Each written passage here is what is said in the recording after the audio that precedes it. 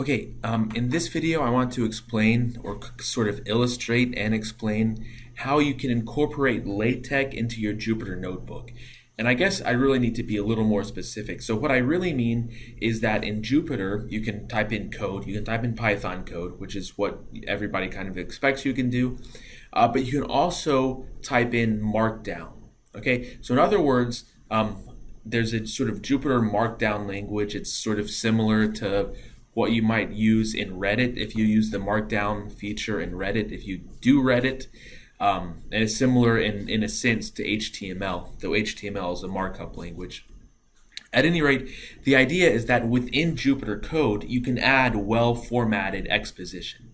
So you can do this with a regular notepad file or a regular text file, .py file, and just kind of have your code and then have comments, but that doesn't look very good. It's not very readable. So what this does, what Jupyter lets you do is have a very robust and rich way to express yourself while also having code that can output things kind of, in the same document.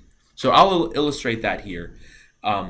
And the thing that I'm going to do is, let's say I'm teaching a class one day on how to solve quadratic equations or something like that. And I'm going to illustrate to you how I might use Jupyter to do that.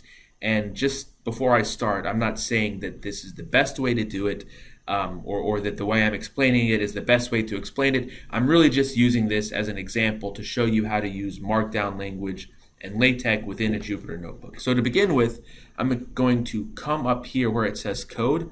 I'm going to switch to Markdown, and it's I want to have a title. So to get a title, you do # and then put your title. So for this class, maybe, or for this document, maybe I'd have something like quadratic functions.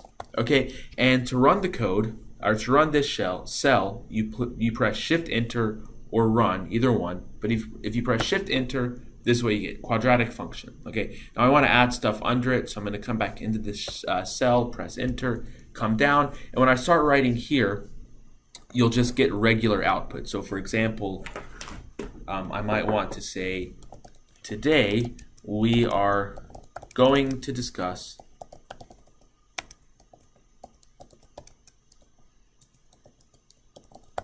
okay, and let me just run this so you see what it looks like. Okay, something like this. Okay, so come back up here, press Enter. A quadratic equation